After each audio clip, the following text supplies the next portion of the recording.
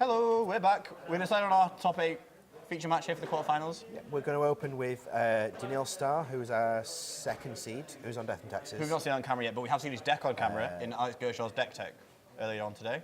Yes, he featured in one of our deck techs for us. And John Hibbert, his opponent, 7th seed. Both these are Liverpool old school guys, been playing for a long time in Liverpool. Daniil back pretty much just for this event after retiring, so that was a big one. Yeah. It's good that he's made top 8. So we talked a lot about Daniil's deck. We talked a lot about the way it's changed in the past couple of sets, and we talked a lot about the strategy. We've seen John Hibbert take a lot on coverage, so this should be a good matchup, and the audience can really be involved in the Death and Taxes is one of the Ether Vial decks that exists in the format. It takes advantage of the fact that Ether Vial doesn't require it to use all its mana all the time by running Wastelands and Russian imports to slow down the opponent's plans.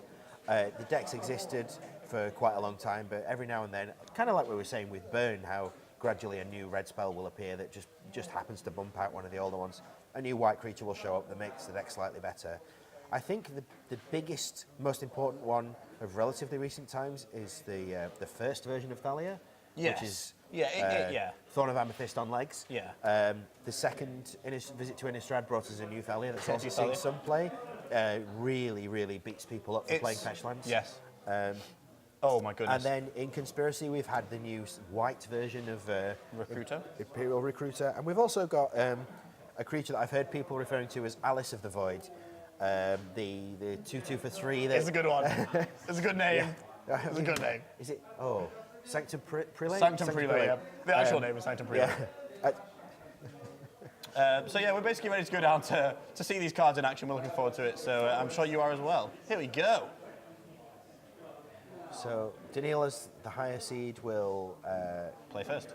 It looks like he's mulliganing, although actually dealing out 7s is what we're doing. I think we have a slight display issue with the ampersand in Death and Oh Taxes. gosh, we've got our actual ampersand written down. So we'll see how that goes. We'll get there. The players looking at their 7, it looks to me like Daniil's got some mana denial and some creatures. I think that's the way forward. I see Mother of Runes there, quite powerful against the Abrupt Decay Mother of Runes. You can rarely Abrupt Decay Mother of Runes, particularly now we know that Daniil's on the play. So, one of the things that I've heard people talking about recently is the block that's going to follow Kaladesh. Is it Amonkhet? Yes, Something like Amonkhet, that? the block. The Nicol playing. Quite a while ago, one of the dual decks featured Mother of Runes with a very Egyptian-looking art. Yes. And they've recently confirmed that and it did look very pyramid-esque. Yeah, that the setting for the next block is going to be Egyptian-flavoured. Yes. Do we think they'll reprint Mother of Runes? Oh god, it's so good in Standard, isn't it? It would be quite good in Standard. Do you think it's too good for Modern? Oh my goodness, yeah, I think it's too good for Modern. But it makes it so much like... Anyway, players are starting up here. See a turn 1 Death Rush for John Hibbert, that seems really, really good. However, main deck Spirit of the Labyrinth for Daniil Starr will stop any Ancestral Recall, or rather Ancestral Visions and Brainstorm shenanigans. No, Mother of Runes in Standard and Modern is very powerful. It is interesting to think about how Nicol Bolas would create white and green mana, considering it's a plane created by Nicol Bolas that will have, I assume, 5 colours of mana on it. They're not going to be a Standard set, there's just in Grisses. Oh, Nicol Bolas is far too powerful to be constrained by such silly things as the colour palette. Clearly. So we get to see this. We talked a lot about these Death Ray Charm and the ability to play a 3-drop on turn 2. That might be what we're about to see. Although very often I prefer two-drop plus something else. 2-drop plus. It might be like... That's a Sylvan Library in John's hand there, which might be what we're about to see. Love a bit of main deck Sylvan Library. Oh, no, it's Tarmogoyf. we're just running out of Tarmogoyf. We're just going to try and kill our And opponent. another Death Ray Shaman. Fascinating stuff. I suppose Sylvan Library gets a lot less good when there's a Spirit of the Labyrinth in play. Since drawing extra cards is bad. That doesn't work, does it? It does say draw cards on that. So, one of the most important cards in this matchup is likely to turn out to be the Knight of Soul's Betrayal in John Hibbert's board. It's a bit of a pet card for me. Yeah, I absolutely adore it. I have a foil one signed by Greg Staples. He visited the old Chesterfield store. Yeah, he's from around there, isn't he? Yeah, he's not far away from there. He used to drop in fairly regularly. He's making an appearance at GP London. It's his first one for a while. That's interesting. So we're seeing Banisher Priest here from Daniil. What do you eat? Do you eat Goyf and attack? No, you eat Death Ray Shaman. Okay. Well, Goyf is currently a squire. Oh yeah. If he blocks, you do have the option to just tap Mother of Runes as well. That is true. Okay. Yeah, Goyf not managing it well against Mother of Runes. We really need to see some kind of sweeper. There is a Toxic Deluge in the main deck of John Hibbert's build. My build. Our build. So we'll see if that fares well. That looks like Force of Will in hand with no blue card. Yeah, common problem Playing with the Shardless. library anyway. I guess he goes to. I guess No, that's it doesn't get to perhaps do just a anything. question of mana efficiency. Presumably his long-term game plan has to involve removing the killing Spirit of the from Labyrinth. eventually something. So if he has that card and nothing better to do, he might as well play it now. The main downside of that, of course, is that Daniil knows that means he's got nothing better to do. Yes. Perhaps Daniil might be thinking that John Hibbert is waiting to double decay. I know that seems like a horrible waste of cards. Decay. Decay, in response to your Mother of Runes, your immediate Mother of Runes activation, I'll decay again. So we'll see how this goes. Looks like another Mother of Runes in hand for Daniil. So Wasteland, a Cavern of Souls.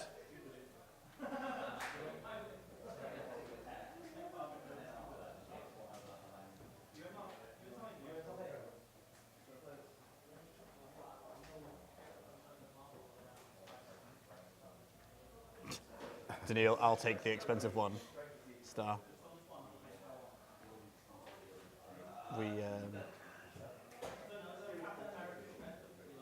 We will be playing out more Mother of Runes here. It seems like Daniil has built a much better board than John has there, and much more permanence on his side of the table. Yeah, the cross synergy as well, you know, their ability to protect each other and so on makes it very hard for John to interact meaningfully. So we've finally drawn the blue card to go with Force of Will, and the blue card being a draw spell means that that's the best thing you can realistically do with it. Well, you can do it if it's a brainstorm. You can do it in Daniil's turn to filter terribly. I think I'd rather Well, not. Yeah, that's fair. If your next draw is fetch land, you've got to consider it because you can I suppose if your hand really is that bad, play out the fetch land. No, that goes badly. but the Cavern of Souls does sort of make a mockery of the Force of Will there. It does. Sadness. Name's Elemental. With that Cavern of Souls. I wonder what that's for. I think he's trolling. Frankly. Oh, Flicker Wisp. What's Flicker Wisp? Flicker Wisp Is is it an elemental? elemental. Yeah. Yeah. You just want to resolve the Flicker Wisp. That's fair enough. What would you You flicker? could be extra cheeky and flicker out the Cavern of Souls and name something else. Ah, no, he's flickering death, right? Is John going to respond? That's No, a he one-off isn't. Cavern of Souls as well. One-off Cavern. That's interesting. I suppose you probably play a much more diverse range of creature types, and you've got the Recruiter in play. I suspect a pro green. It seems to me like the Death and Taxes player is slowly but surely, incrementally earning advantage. It's got to be difficult for John to get back, particularly if he keeps drawing lands. Although that top isn't terrible.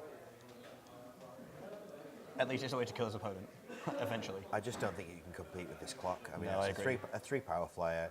And a 3-1 that is basically unblockable. Essentially, now you've got double mom, you can tap it to get pro green Yeah, and then tap again in response to it. if you're removes. That's a prelate in Daniil's hand as well. Maybe you'll get punished for not naming human on the Cavern. Because finishing him with a prelate here is really, really hefty. It's a hefty blow. Hefty blow indeed. What number would you name? 2. Really stop To abrupt stop decay. abrupt decay, yeah. I think this has to see a force. I think realistically, double mom stops abrupt decay anyway. So, Well, yeah, but so what else do we? well, they can't. Perhaps Yeah. I think you just If he names 2, it's rough. So Also, you have to bear in mind as well that at this stage he doesn't have a vial, so whatever number he Names he's locked off as well. Potentially locks himself off something. does the Daniil cast any more spells to win the game? Is the question exactly? Yeah. That's all.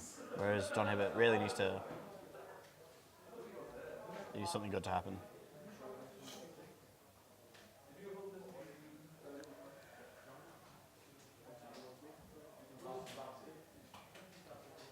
Thinking about attacking here, positioning some attackers, it looks really rough for John Hibbert, who we've seen lose on camera already today. So, looking to the board, as I think it's relatively likely that we'll be seeing a game 2 in Yeah. not very long. Oh, is you all 3 Mother of Runes? Wow. You have Knight of Souls Betrayal. Oh, he's dead on board. You can give both his creatures pro green. John's comment, yeah. this game Give is both his over. creatures pro green that can't fly, attack him.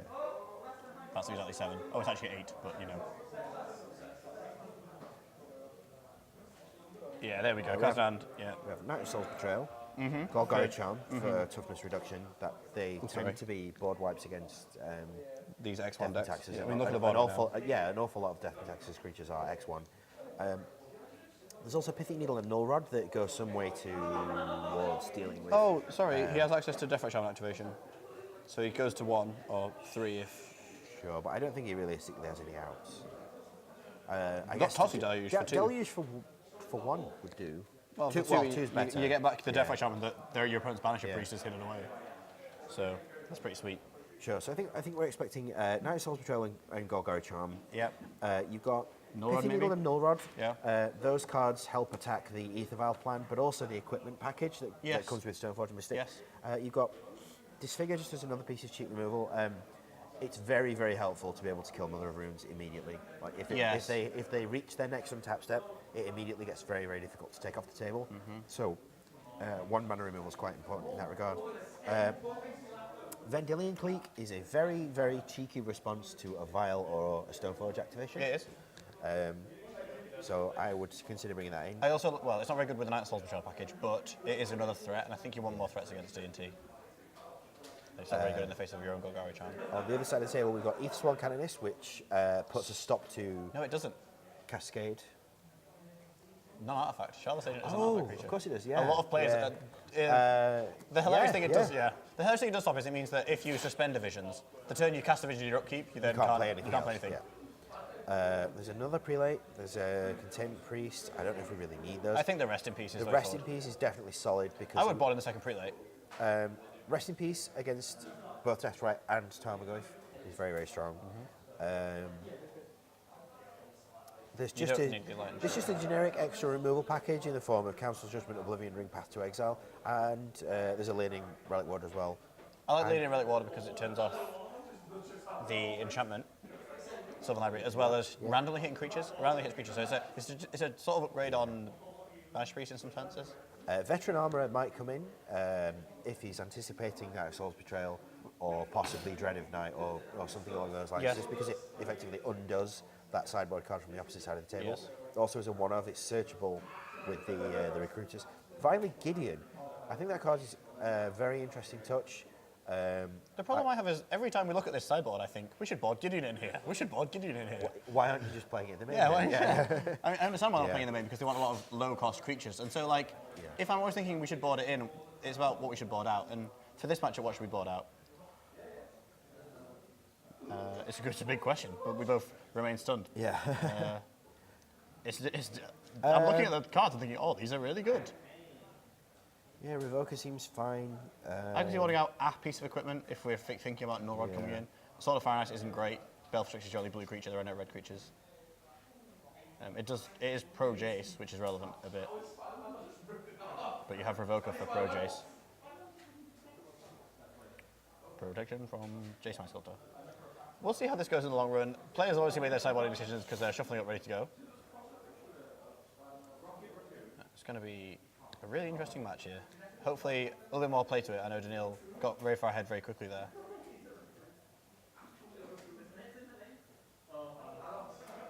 Players looking at their opening hand, so we're going to switch away the sideboard guides now.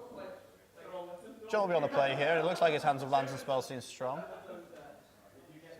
This is a turn Visions. 1 suspended Visions. I'll legend that against DnT. The game's going to go long, and you'll probably resolve this unless they have a prelate. Prelate Richard and for Port 0. Ecovel. Prelate for 0 seems fine. John remembering his vision turn trigger. one, Drawing a Ether second one. Vial. Not the second one, not really one you really want to see. But we're just going to slow the game down with a Wasteland and a Suspend. Sure. I mean, Daniil's getting some value with his Ether Vial, ticking up rather than ticking down like the Visions is. But keeping the Death and Taxes player off mana is doable. It's definitely doable. I like cutting their white sources. I mean, this deck is playing 9 basic planes. Sorry. 10 basic planes. But I think it's doable.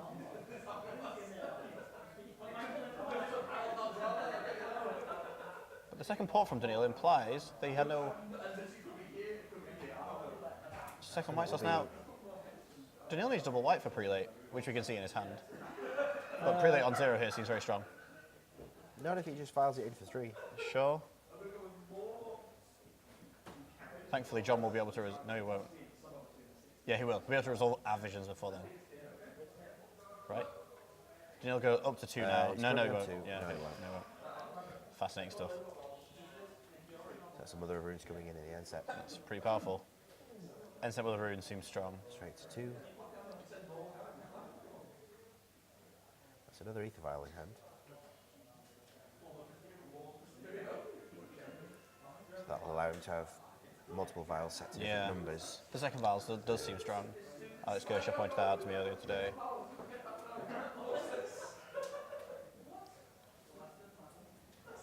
So it'll be an end step for Phyrexian Revoker, although I don't know what it'll name. Probably Liliana of the Veil. Yeah. Especially if John taps off with Liliana of the Veil here.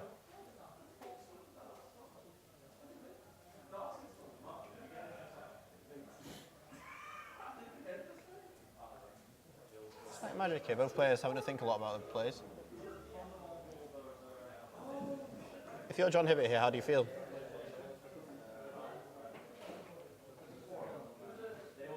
Well, this Shardless agent will tell us. There's a Cascade trigger. Brainstorm. It's a Brainstorm. I'll take it. It's not the. It's probably the worst, but we'll take it.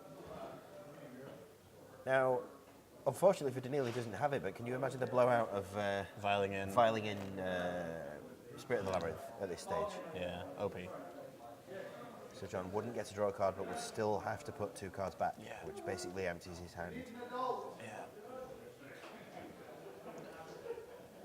So the Revoker's coming down in the end step. We'll have to find out We'll have to find out what it card's been named for you.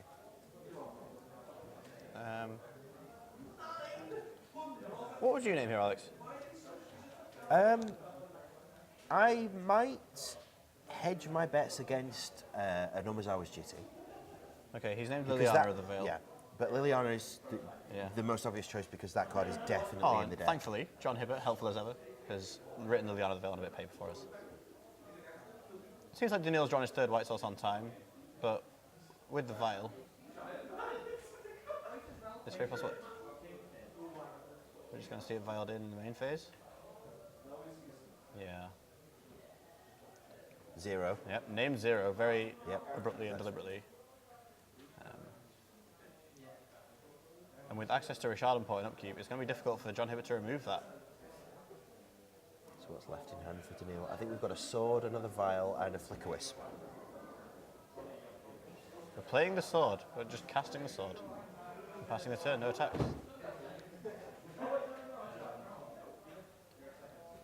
I'm afraid that Visions can't be cast, so it does not go to the graveyard and grow Tarmogoyf. So unfortunately it remains in exile. We will have to send a judge down to get that. I'm sure they'll understand it properly.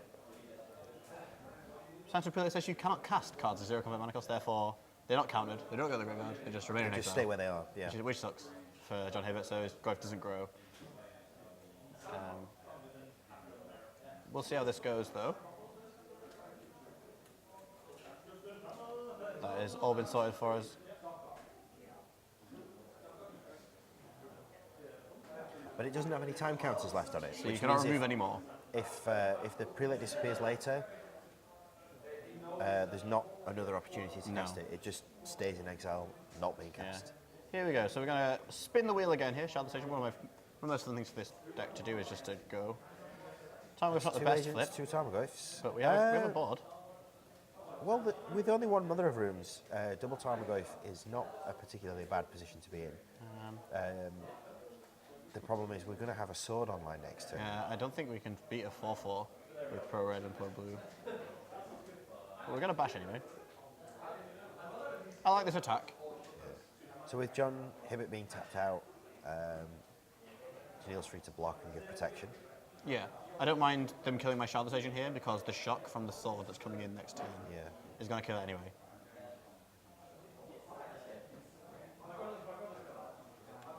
It'll be interesting to see blocks here. Obviously, Daniil is incentivized to kill the Shardless Agent, but as I said, he's got an on-board way to deal with any number of Shardless Agents he wants, really. Yeah, he's blocking Shardless. There is a slight issue with blocking in that way, though, in that Tarmogoyf just went from a 2-3 to a 4-5. You can now block prelate with a sword if it wants. And I like this wasteland. I'm not sure how powerful it will be in the long run, but keeping them off the Rashad port is really, really strong. Daniil is able to violin the Flicker Wisp to move the Tarmogoyf out of the way before equipping the sword and attacking. Spell's doomed for John Hibbert. His board will then be annihilated fairly quickly. And Daniil drawing extra cards is not a good thing for him. Does still need a double Tarmogoyf though. Daniil hasn't found a way of answering those yet. Is his answer not just a faster clock? Quite possibly. I think that's another vial. I believe that's another vial. No attacks. Interesting. Oh, because he wanted to play out the vial. I guess vial gets better the longer it stays in play.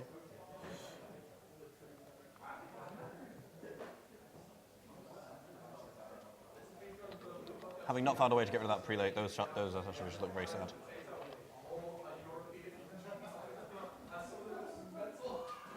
But I like this double attack with the Tarmogoyf. Keep going. Keep hammering away. Oh, we got a plough.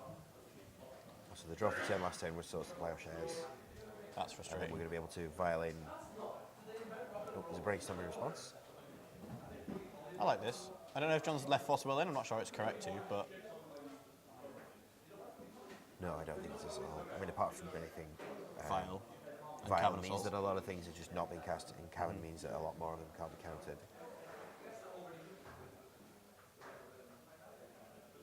Does the value of plough go down now? Prelates in the deck? Do you mean because you typically want to You might name have one? to prelate on one sometimes. I think against the decks where it's most important to prelate on one, swords is less relevant. What about Delver? That's a deck we got to prelate on Possibly one. being the exception. Yeah. Yeah. And if they resolve a time, go for you. I think against LV you put it on two. You have to put it on stop, two, yeah. You stop abrupt gates. Well, assuming they're playing Hibbert, okay, yeah. If it's the Gristis version, almost all their spells are power or one. It's difficult. He's doing it end step after taking the Tarmogoyf damage. Oh, he's doing, okay, they're discussing which phase they're doing it in. It would appear he's flicking out his prelate now to get a different number, rather than flicker out the Tarmogoyf. Well, now that both of those visions are stuck in exile and are not going to get cast, Seems like naming two here is seems really strong. worthwhile. Do you just abrupt decay the sword right now if you know that the prelate's going to come into play? I think that's probably the right move. You can't get a creature because Yeah, the mother the is. runes. I guess the other option is that you take the vial, but Yeah, the sword's I like just that. yeah. At least, like, you can't argue that John's making the wrong plays. Unfortunately, it just looks like he's being slowly ground out of this as Daniil draws more cards and presses the advantage. Prelate on two this time.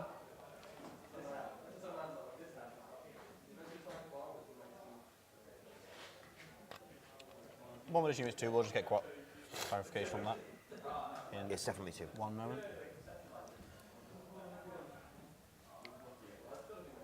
This is a big attack here from Daniil, who can get in for 3, 4, 5, 6, 7. a lot of damage if he wants to. Just attacking with the Flicker Wisp is fine as well. We need to find a more permanent answer to the second Tarmogoyf there. Here we go. This wasteland is keeping off Jason Weinskill's mana, which is frustrating for John. So I think that's one of his ways back into the game. Hitting by stop Death Right Shaman shenanigans, you can't keep him off blue, so why not keep him off double black?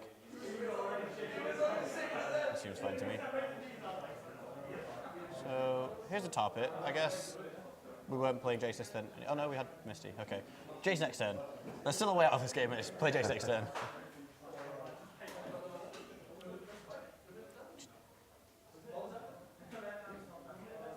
Daniil's kept himself off playing Rest in Peace now if he draws it. I assume he's boarded it in. It's good against Tarmogoyf, good against Death Right Shaman.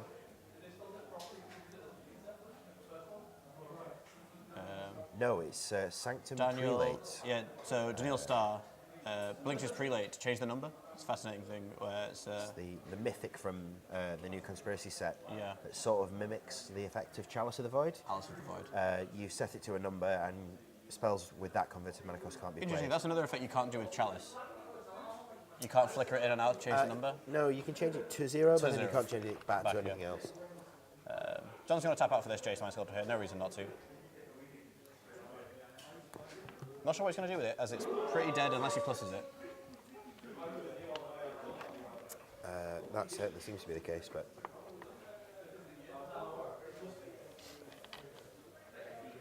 Yeah. Target me. +2, target me. Plus on your own Bottom deck is an underutilised It really mode is on that scry card. 1. Yeah. +2, scry 1. Planeswalkers are... Yeah, like, that's a fine plus ability. I'll take it. Especially in this sort of situation where, you know, you're entirely in top deck mode. You desperately need to draw answers more than you need them to not draw additional threats. Yeah, interestingly, John didn't play his fetch land. He played a land that he drew for the turn. So now that card isn't on the bottom forever as well, which is relevant and also possibly annoying if he doesn't want to draw it. Depending on what the card is, yeah. Neil, go into attacks. He can kill the Jace if he taps the Mother of Runes, but tapping the Mother of Runes he's vulnerable to, well, anything. It looks like Apart he's from going to invest in removing the Jace. That's fair. You want to attack for 5 with the prelate? Yeah, that's fair. I mean, disfigure off the top here from John is pretty backblown. It's certainly opened up a window, but we're all in on whatever the top card is. It looks like another tar pit. You can bash for bigs, but it's not necessarily... Oh, it was a disfigure. Oh, it was the disfigure. Called it! Yeah. So yeah, basically traded his Jace for a Mother of Runes with the disfigure as well. So I don't mind that. John fetches immediately to try and put one bottom card, Abrupt Decay. Jace being such a powerful card, the idea of effectively trading it for a 1-mana creature sounds fairly awful. Yeah. But realistically, at this point, it makes the difference between John Hibbert getting to get back in the game. Here is one final thought. The disfigure on the Mother of Runes could have hit Sanctum Prelate. Prelate's on 2. For everyone that needs to know. So that's why the disfigure was the card that was necessary. Abrupt Decay wouldn't have done the job there. No. So hitting we could have hit the Prelate, which is on 2, in order to unlock our future Abrupt Decays. With Mother of Runes in play, that's not very profitable strategy, but... I think absolutely the right move there is to get rid of Mother of Runes at all costs. Yeah, fair enough. Just discussing other options, but yeah, I totally agree with you. Daniil now on full bash mode. Bash, bash, bash. Take your 10. We're also sort of witnessing one of the downsides of having to cast multiple Swords to Plowshares. Yeah. At the start of that turn, it was 20 plays 9. Yeah. So despite the fact that it feels as if Daniil's been on top most of the game, the life totals were really not. That's a jolly good brainstorm. Oh no, it's not. No, he's drawn it immediately after the opponent casting. My bad. I didn't really see the other vial because it's not on screen. I totally didn't realise it was in play. That's not a jolly good brainstorm. That's a horrendous brainstorm.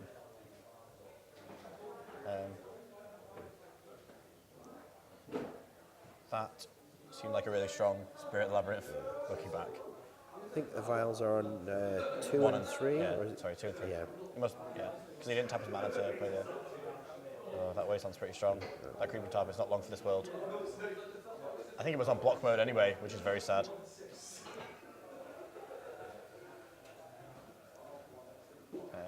We could just about see all of the vials, but we know what they're on. 3 in the air. Choosing for the slow burn. Realistically, 2 more attacks with that 3-1 and then an Alpha Strike will get the job done. So we really are looking for Toxic Deluge or something. Well, Suspending Visions is possible. We shouldn't even just leave that in hand. I'm not really sure. I think suspending it and just hoping that you can have removed the Spirit in time. If we draw time, regardless of its ability, the Spirit has 3 power, and if John can't answer these creatures quickly, he's dead anyway. That's true. So I think if you just operate on the assumption that either by the time it runs out of time counters, the game is already over, or he will have removed the labyrinth, it makes sense to suspend it. Yeah, I agree. Daniil, trying to cast a 2-drop. Not going to work, Judge. Judge. Unfortunately, Daniil can't cast 2-drops. As that's a 2-drop, and he has a prelate on 2. Oh, it's not. Is it one-sided? Is it opponents? No. Is it? Yeah. It's non-creatures. It's non-creatures. Our bad. So you can cast his Tarmogoyfs. We are commentary noobs. To be fair, this is a new card that we've not played a lot with. Non-creature makes it less powerful, I understand. going to get Batterskull. Seems strong. I wonder if D Batterskull's in the Twitch chat. Who knows? Prelate is non-creature. Wow. Thank you, Eye in the Sky. It is non-creature spells. That's going to be mana cost. 2 cannot be cast. So it does turn off Eradicate, but not Time of Growth. And Time of Growth is a good out of this game. I was worried that John just had very few outs, whereas playing his 3rd and 4th Time of Growth here makes the game much more sticky. Yeah, I mean, without Mother of Runes, Daniil can't get Alpha. those free blocks or can't sneak the attacker through. Flicker Wisp is a real big problem for John, though, because he can't interact with it. No. Unfortunately, that Disfigure being the only one that we have in the deck is he has no outs. He has no... Unless he's boarded in Maelstrom Pulse, and I'm not sure that's correct, but we'll see how this goes. He also has Night of Soul's Betrayal, but it doesn't look like he's casting that either.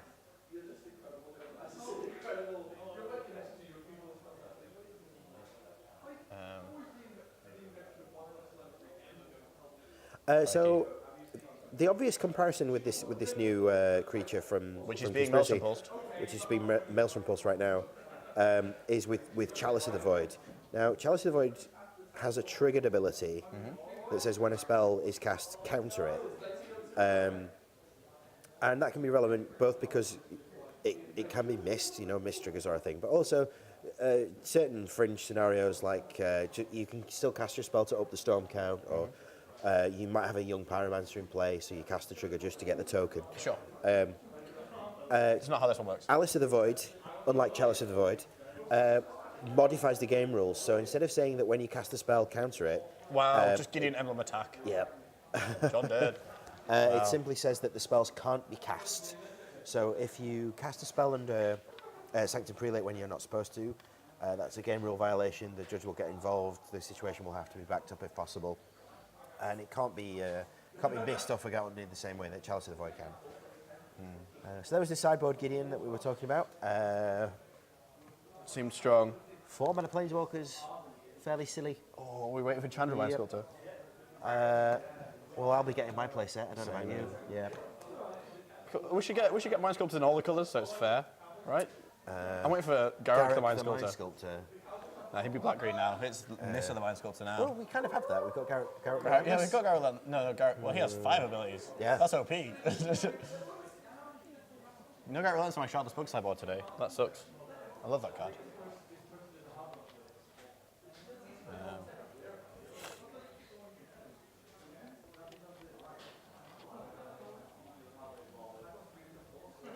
We're just waiting on some results now, but I think you'll agree that was a good match of Magic. Unfortunately, the Death and Taxis player just sort of a little bit steamrolling ahead. Between Prelate, Spirit Labyrinth, and well, Recruiter.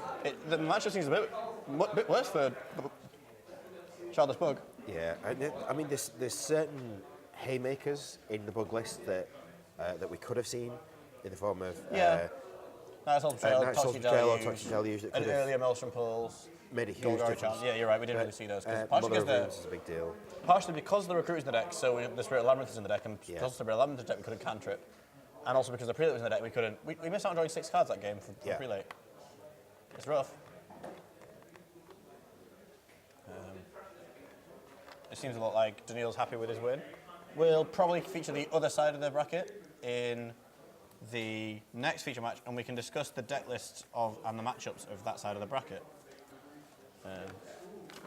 We're just going to come back to us.